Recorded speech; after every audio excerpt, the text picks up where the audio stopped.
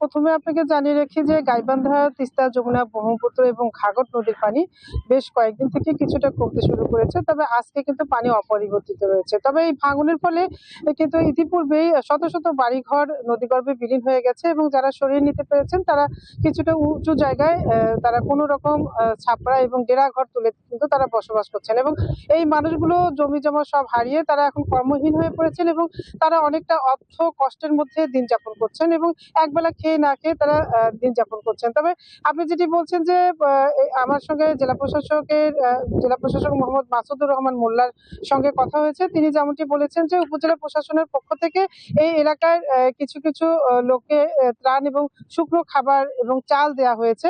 কিন্তু এলাকাবাসীর অভিযোগ এটি প্রয়োজনের তুলনায় অনেক অপ্রতুল। এই চাল এবং শুকনো খাবারগুলো আসলে সবার ঘরে এখনো পৌঁছেনি। তবে ভাঙনের কথা যদি বলি যে ইতিপূর্বে কিন্তু আপনারা জানেন যে ৪৮টি পয়েন্টে ব্যাপক নদী ভাঙন শুরু হয়েছে এবং পানি উন্নয়ন বোর্ড ভাঙন রোধে ৩৫টি পয়েন্টে কাজ করছে।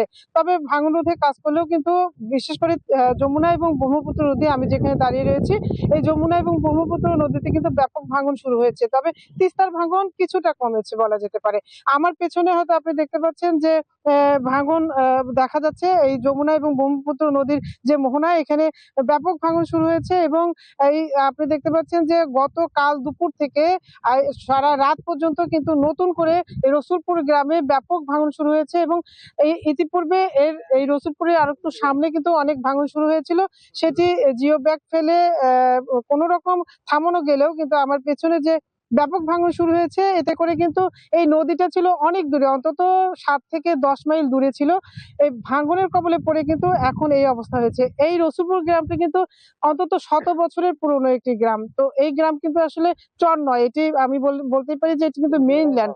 কিন্তু এই যমুনা নদীর করাল গ্রাসে এই মেইনল্যান্ডের কিন্তু অনেকগুলো জমি জমা ঘরবাড়ি ইতিপূর্বে নদীগর্ভে বিলীন হয়ে গেছে এবং সব হারিয়ে এই মানুষগুলো অনেক কষ্টে দিন যাপন করছেন এবং তারা একবেলা খেয়ে না খেয়ে দিন যাপন করছেন এবং তাদের হাতে কাজ নেই, তারা কর্মহীন হয়ে পড়েছেন।